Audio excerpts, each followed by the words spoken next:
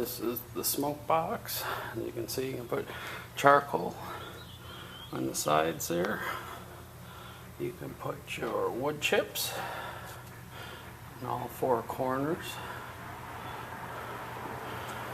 And it's got the vents there to open up to let more air in and out. Got an electric hot plate for boiling water or to get more consistent heat.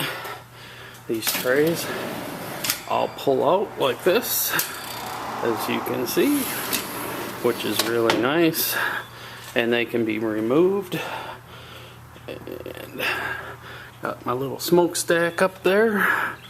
I just bought this. You can adjust the flue, and you got your temperature gauge.